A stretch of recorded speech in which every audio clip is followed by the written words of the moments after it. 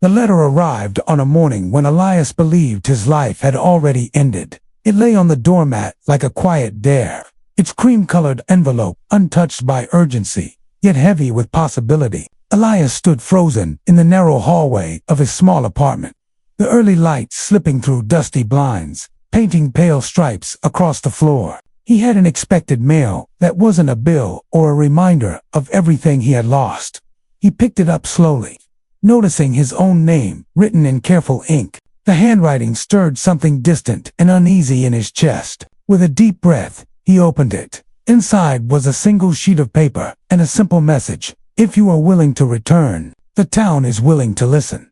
Below, it was an address he knew by heart. Elias Hopper had once been known as a brilliant architect. His designs had shaped skylines and inspired awards, but none of that mattered anymore. 5 years earlier, one mistake, small in intention, enormous in consequence, had ended his career and fractured his reputation beyond repair. A structural miscalculation, a rushed decision. No lives were lost, but families were displaced. Trust was broken, and Elias became the name whispered whenever cautionary tales were told. He accepted responsibility, resigned quietly, and disappeared from the public eye. Now he lived in anonymity, repairing furniture for neighbors who never asked about his past. His hands still knew how to build, but his heart no longer believed he deserved to. The address on the letter belonged to Greyhaven, the town where everything had begun. Greyhaven rested between rolling hills and a wide river that reflected the sky like a mirror. Elias remembered it as a place of open porches, slow afternoons, and buildings that seemed to breathe with history. He hadn't returned since the day he left in silence, carrying more regret than luggage. The bus ride took most of the day. As the landscape shifted from concrete to countryside, Elias felt something loosened inside him: fear, maybe, or hope, though he wasn't ready to name it. When the bus finally stopped, Greyhaven greeted him with the same faded sign and creaking lampposts. The town looked smaller than he remembered, but warmer too, like an old photograph that still held its color. He stepped onto the sidewalk, his shoes echoing softly, and felt the weight of invisible eyes. People noticed newcomers, especially ones who used to belong. The reason for the letter became clear that afternoon. At the edge of town stood the old Hawthorne Community Center. Once the heart of Greyhaven, it now leans slightly to one side, its windows boarded, its paint peeling like tired skin. The building had been closed for years, declared unsafe and forgotten. Until now.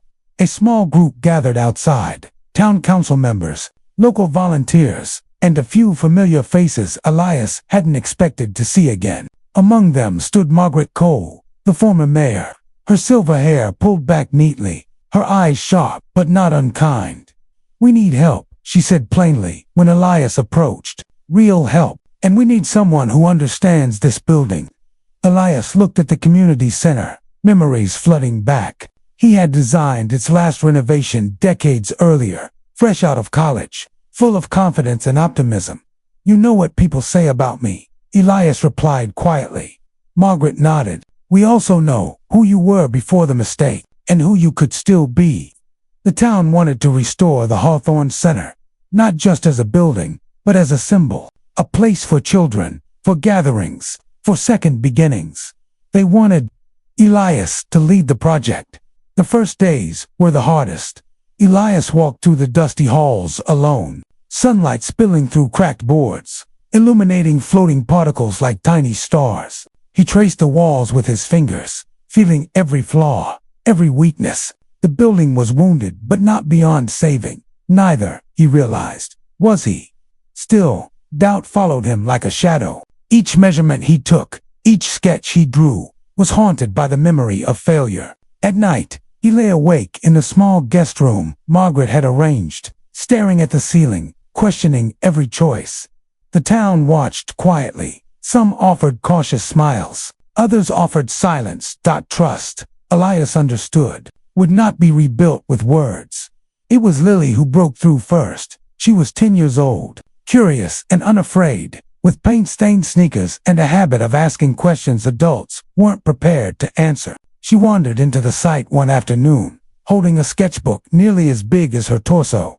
"What are you making?" she asked. Elias hesitated, then knelt beside her. "I'm trying to make this place safe again." She flipped open her sketchbook, revealing colorful drawings of the community center filled with people laughing, lights glowing in every window. "I hope you do," she said simply. "My mom says places matter." Elias smiled for the first time in years. As weeks passed, progress became visible. Rotting beams were replaced, walls straightened, windows reopened to the sky. Volunteers joined in at first, hesitantly, then with growing enthusiasm. Elias worked alongside them, listening more than he spoke, earning trust one careful decision at a time. He made no rushed choices. Every calculation was checked twice, sometimes 3 times. Mistakes, he had learned, weren't always born of ignorance. Often they were born of pride, and pride no longer had a place here. The real test came midway through the project. A hidden fault was discovered in the foundation, something even Elias hadn't anticipated. Fixing it would require additional funds, time, and a difficult conversation with the town council. Though Elias might have minimized the issue, hoping it would resolve itself. This time, he didn't. He called a meeting. He explained everything. He took responsibility before anyone could assign blame. The room was silent when he finished. Then Margaret stood. "Thank you for telling us the truth," she said. "That's how trust is built." The town voted to continue. Elias stepped outside afterward, the evening air cool against his face, and felt something unfamiliar settle in his chest. Relief. Construction continued through changing seasons. Leaves turned gold, then fell. Snow dusted the roof briefly before melting into spring rain. The Hawthorne Center transformed. Inside, sunlight poured through restored windows. The main hall echoed with footsteps again. Murals painted by local children, guided by lily, lined the walls, telling stories of the town's past and dreams of its future. Elias watched it all with quiet wonder. He wasn't just rebuilding a structure. He was rebuilding himself. Opening day arrived, under a clear blue sky. Balloons danced in the breeze. Music played softly. Families gathered, laughter filling the air where silence had lived for years. Elias stood at the edge of the crowd, unsure if he belonged there. Margaret found him. "You did this," she said. "We did," Elias corrected. She smiled. "That's why it worked." Inside the center, Lily tugged at his sleeve. "Look," she said, pointing to a plaque near the entrance. It read, "The Hawthorne Community Center, restored by the hands of a town that believes in second chances." No name, no credit. Just truth. That evening, as the sun dipped below the hills, Elias walked through the building one last time alone. The halls no longer felt empty. They felt alive. He paused in the center of the main room, listening to echoes of laughter still lingering in the air. For the first time in years, Elias Harper allowed himself to believe that one mistake did not define an entire life, that broken things, when rebuilt with care and honesty, could become stronger than before. As he turned off the lights and stepped outside, the town glowing softly behind him, Elias smiled, not because everything was perfect, but because it was real. And sometimes, he realized, the greatest architecture wasn't made of steel or stone. It was built from forgiveness, patience, and the courage to begin again. In the weeks that followed the opening, the Hawthorne Center became something no one had fully predicted. Mornings belonged to quiet routines. Seniors gathered near the tall windows for coffee and chess, their laughter soft and familiar. Afternoons filled with children's footsteps and echoing voices as after-school programs brought energy back into the building's bones. Evenings glowed with warm light as community meetings, small concerts, and shared meals stitched people together again. Elias didn't rush to leave Grey Haven. At first, he told himself it was temporary, just long enough to make sure everything settled properly. But days turned into weeks, and weeks into something that felt like belonging. He began offering free workshops at the center, teaching teenagers the basics of design and problems. He spoke less about architecture and more about responsibility, patience, and listening to structures, to people, to oneself. One evening, after most had gone home, Elias found Lily sitting on the floor with her sketchbook, drawing quietly beneath the hanging lights. "I think I want to build things someday," she said without looking up. Elias sat beside her. "Then remember this," he replied gently.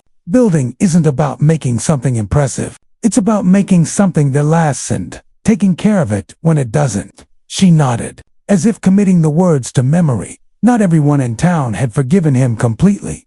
There were still moments, glances held a second too long, conversations that paused when he entered a room. Elias noticed them, but they no longer crushed him. He understood now that forgiveness was not a single moment. It was a process, uneven and slow, and it went both ways. Late one night, Elias returned to the riverbank where Greyhaven reflected itself in dark water. He stood there for a long time, listening to the current move steadily forward. For years, he had punished himself, believing remorse alone was enough. Now, he knew better. Growth required action, and grace required acceptance. A letter arrived months later, this time addressed not to his past, but to his present. An architectural firm in the city had heard about the Hawthorne restoration. They offered him a position, modest but sincere, built on transparency and collaboration. Elias folded the letter carefully and